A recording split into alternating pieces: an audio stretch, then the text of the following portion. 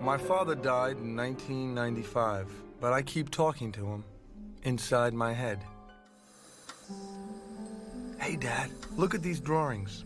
I made them of you in the hospital after your stroke, just before you died. Remember you used to like the way I drew when I was a little boy? I look pretty bad. The night you died, I had a dream about you. You dream about me, John? Yes, Dad. I dreamed you turned into the man in the moon. I was the man in the moon. That's nice. Yes, and my brother and I took turns feeding you. Like you both feed me in the hospital? Yes. But you turned into a snapping turtle, and you bit us, and you made us cry. What the hell kind of crazy dream is that, huh? Disonorato, stupido. I bite my sons. No respect. There. You see how mad you got just now? Well, That's what the dream was about. Well, what do you mean, Giovanni? Well, you were always angry. See, that's what I remember most about you. Yeah. When I was a kid, you were always blowing your top about something, and you took it out on me, my little brother Tony, and Mom. Sometimes I get mad and I blow my top. I can't help. Well, why were you angry? That's what I want to know. It was always there, just under the surface. Look. Look, here we are, all in 1958. The whole family. Mom, you, Dad, my brother Tony, our cousin Agnes. Oh, boy. We were a classic dysfunctional family. Hey, what do you mean, John? Dysfunk? Well, you would get mad at me and Tony. And then Mom would protect us. And you'd threaten her, and we'd jump in between the both of you. Then you'd slap us down. And again, she'd come to the rescue. That would leave you alone and still angry. Yeah, I was always alone, fighting alone. What were you fighting alone? Inspector John, you have no happy memories of your father? Well, yes, sure. Yeah, I do remember the nights when you'd come home from the little bar and hotel that you owned. And you would... I throw pennies to you kids on the floor. Yeah. Remember? Remember how you laugh? Yeah. Pennies from heaven. Pennies from heaven. And I always like your drawings. I helped you make your first cartoon movie when you was in high school. Remember that? Yep, I remember. I built a table you used to shoot the drawings on, and I gave you the plastic sheets you paint on. Yes, I remember that you did help me make my first cartoon films, and that is something about you that I love and will always be grateful for. But somehow, the unhappy memories are stronger. Why? I think you were angry and unhappy with yourself and your life. And you took it out on us. What do you mean, unhappy? Why was I angry? You tell me.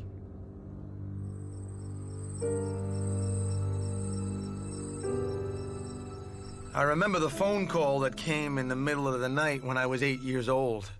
What was that all about?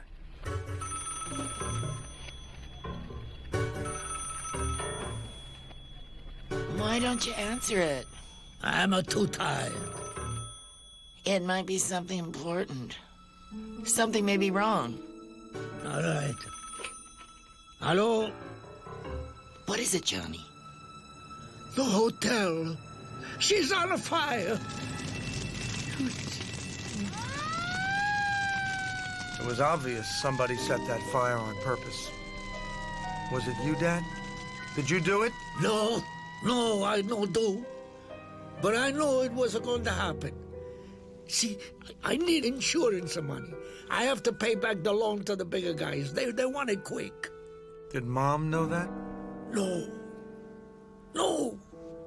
I also remember the bright Sunday morning that you were arrested. You remember that, John?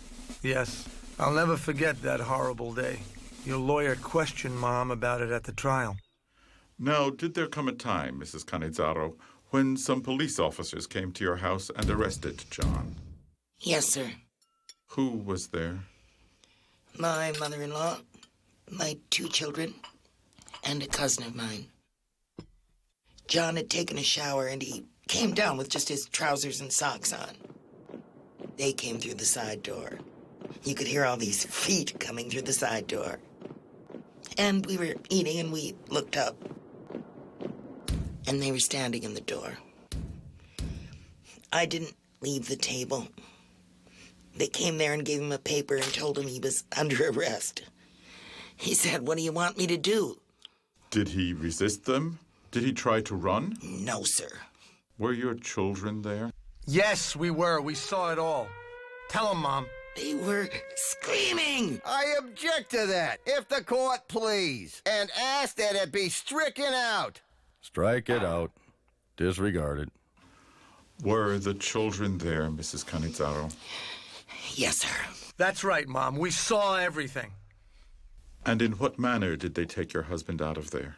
He wanted to know if he could put some clothes on. And he went to get up off the chair. Whoever it was said, "Handcuff that man." John told him, "You don't have to put those on in front of my children." I asked the policeman if he had any children of his own. The handcuffs, they had notches on there and they tore his wrists to pieces. We didn't know why you were taken away.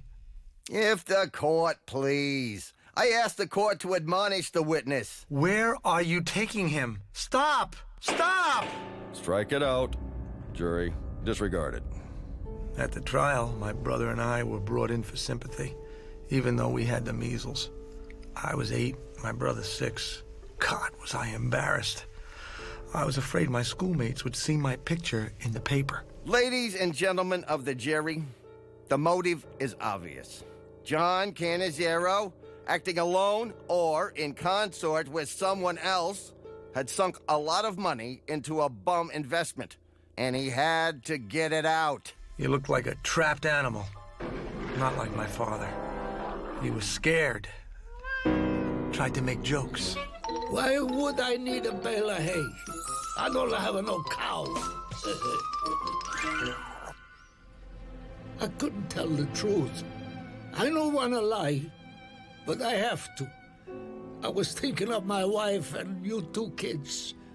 They would kill us. Who would have killed us? You never answered that question. Arson, ladies and gentlemen, is an unusual crime. For by its very nature, it is a secret crime. A crime performed alone and in the nighttime.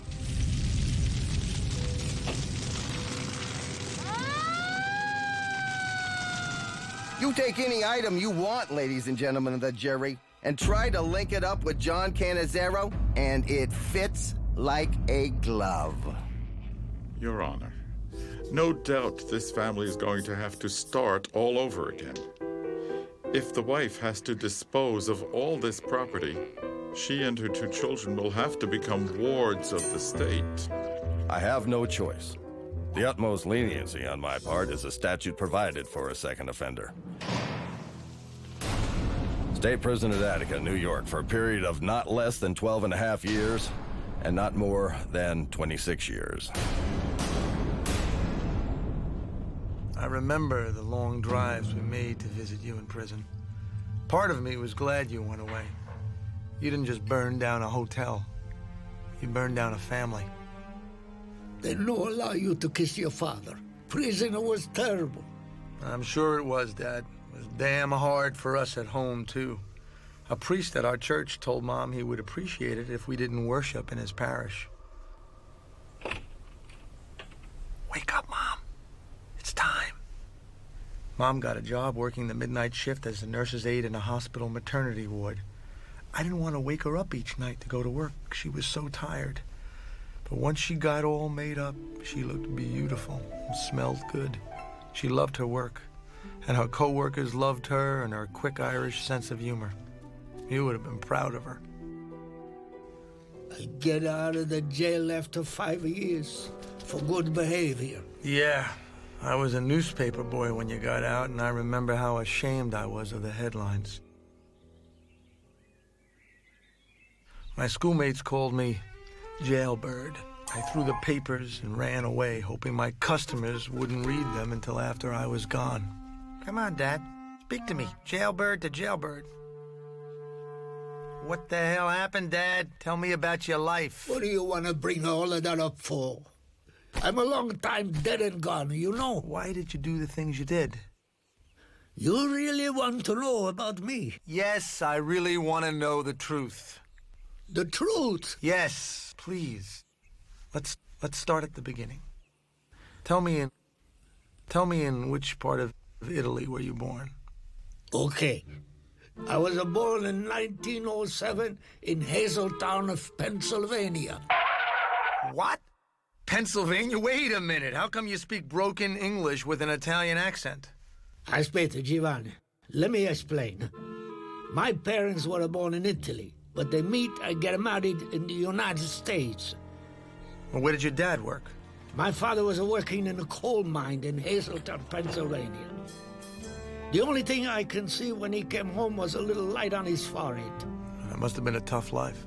In 1908, in southern Italy, there was a... What do you call that? Shaking the house. What do you call them? You mean an earthquake? Yeah. Terrible earthquake, a tidal wave in Calabria, where they came from. Did they know about it in Pennsylvania? They hear about it in America, and they want to know if their families are still living or not. So what did they do? So when I'm 2 years old, they take me with them when they go back to Italy. Wow, your parents gave up their life in America. What was Italy like then, Dad? Well, it was rough, John. We were poor. How big was your family? 4 more kids were born. Did my grandma work? My mother, she was a working extra, washing clothes. What did your father do? My father, he worked cutting trees 50 cents an hour for 8 hours. They sell them to make barrels.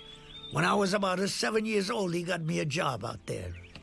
I never knew that. You were only 7 and you had to go to work? They do anything in Italy. I get 10 cents a day putting a wedge in there. Boy, I couldn't have done that job. I had no shoes on. The other guy pinched my feet and I cried. I says to my father, I don't go there no more. Yes, you will, he say. No, I don't. My mother say no, so I stay home. What would we have done without our mothers, huh, Dad? Did she send you to school? I go to 3rd grade and that's all. I read and write in Italian, not in English. I used to help my grandfather. Oh, yes. He was a shepherd, wasn't he? Yeah, and they pay him to put a sheep and goat on the land, and they caca, you know, make a manure. They fertilize. At night, we used to sleep there. Build a fire, get a couple of stones, put a blanket so you don't hurt your head, and put your feet down in the fire. When he died, he had 1 sheep and 1 goat. How did he die? Goddamn goat pulled him and his shepherd's stick broke and it went through his side. No mio. No mio. So you were on your own again? I grow up and all the time I'm in Calabria, I want to come back to America. But my mother said I couldn't do anything about it. You know, it was rough. So I get mixed up with them bigger guys. Mafia. Mafia.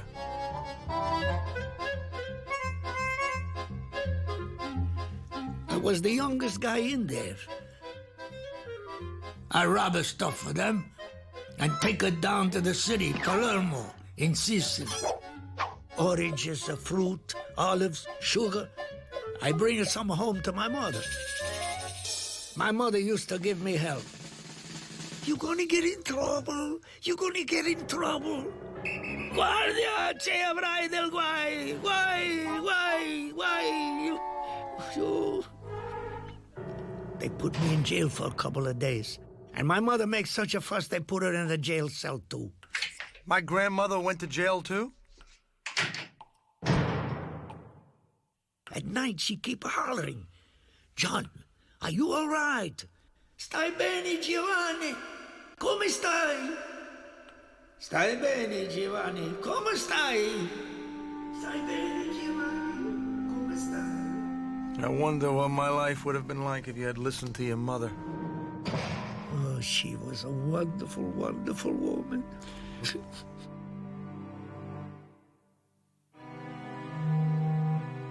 So how did you get back to the United States?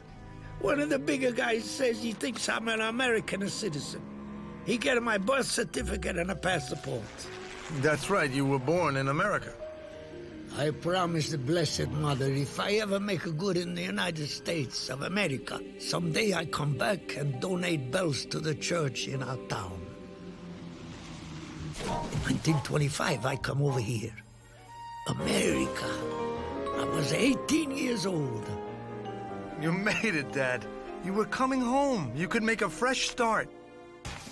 One of the bigger guys met my boat. They wanted me in this country real bad. I stayed down in New York City a couple of years. I work, you know, them carriages you push, you sell the fruit. Mott Street, Mulberry Street. They used to be all Italian there. I wanted to bring my family to this country. That was all I was thinking about. I need money. But pushing a cart for the mob, you couldn't make much money.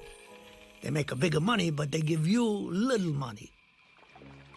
I moved upstate.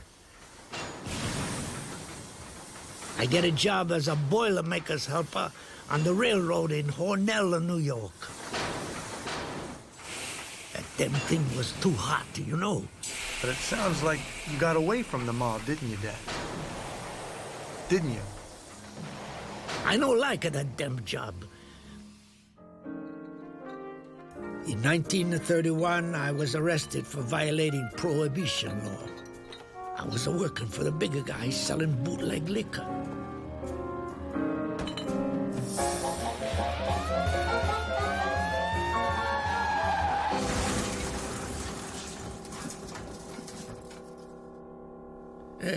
They put me on probation.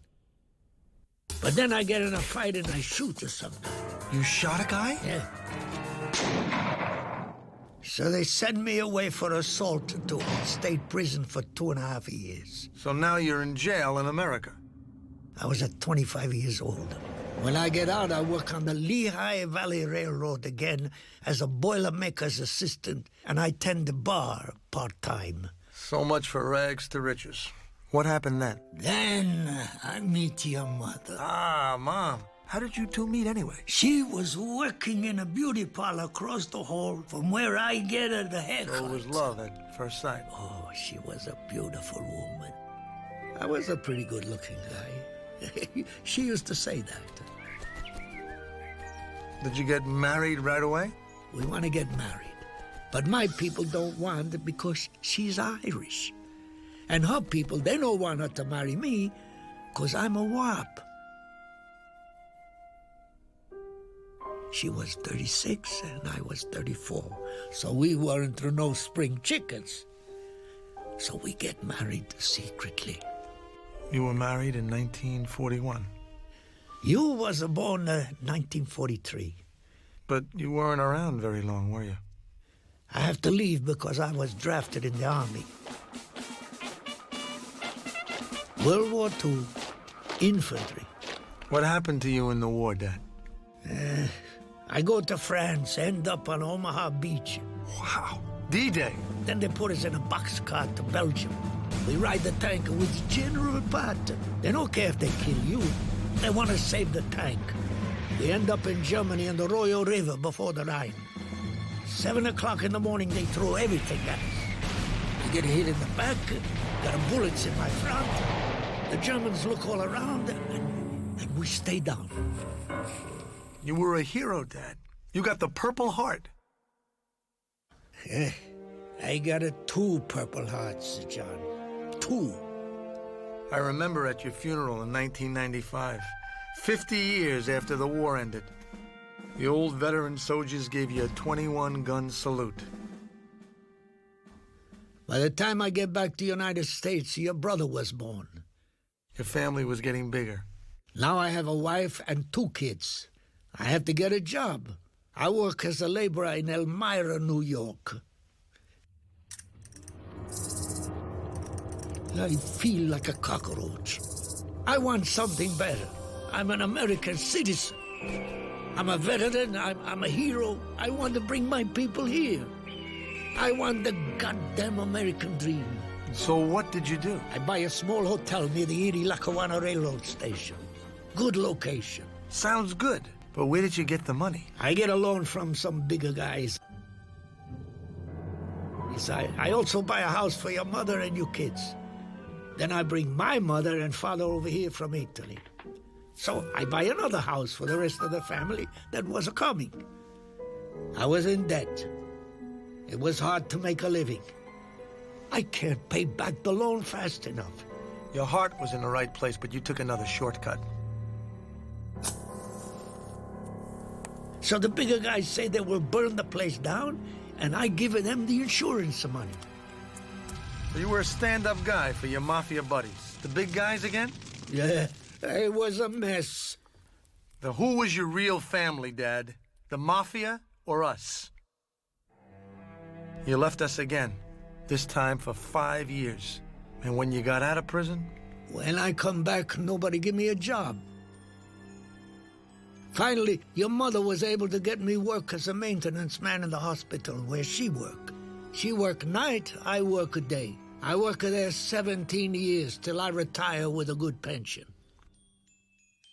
After you got out of jail, I wish I could say things were better at home. But they were not. Meal times with all the cousins were the worst, full of tension and your sudden explosions. We have a lot of good things at home, remember? Yes, I remember. We always have enough food and a nice supper. We always have a spaghetti with the meatballs for you when you come home. Always a good tomato sauce. Yeah, Mom was a great cook. I teach your mother how to cook. Postina soup with a little fresh chicken eggs and cooked celery. No, thank you. I've had enough. We have a nice salad with oil and hot peppers. You like them? No, really, I'm full. Nice sour wine. Chianti. A saluta. Eat. Eat all of your food. I hate that damned cooked celery. What's the matter, eh? You eat the cooked celery. If I don't finish, you get slapped. Eat, goddamn ungrateful bastard. Disonorato. Long-legged gambulunga. No respect for your father and mother, and get the hell out of here. You'll never make it.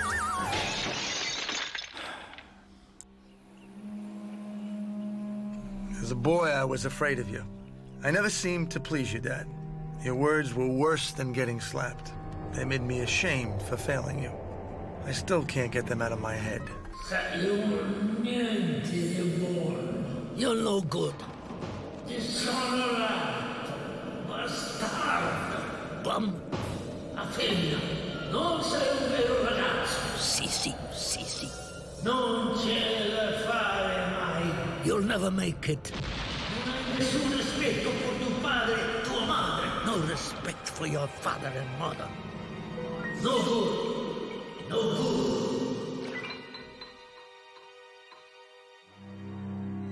I was miserable when you came back. All I could think of was escaping you. I left home for New York City when I was 18. That's what you did when you were 18. Same age, same city, same need to get out and succeed. We're a lot alike, Giovanni. Yes, in some ways. I got away from your dark and stormy rages. I finally could breathe easier and had time to figure things out for myself and what I wanted to do with my life. I felt guilty because I failed in protecting Mom. But I had to get away. Remember those cartoons you helped me with? I kept doing them, and now I'm an animator. Animation was a world I could completely control instead of being controlled by you. Mom and Tony weren't so lucky. For 3 more decades, they and even my brother's wife and children felt the brunt of your crazy anger. And Mom was in her own prison. You put her there. I wish she had the strength to leave you. But she stuck by you, even when she suspected there may be other women. And slowly she withdrew into a haze of pills, cigarette smoke, and alcohol. Finally, she just wilted away.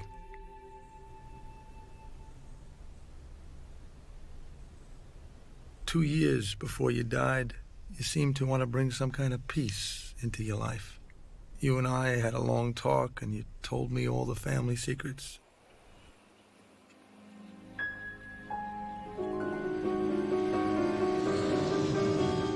And then, just before you died, you took one last trip to Italy.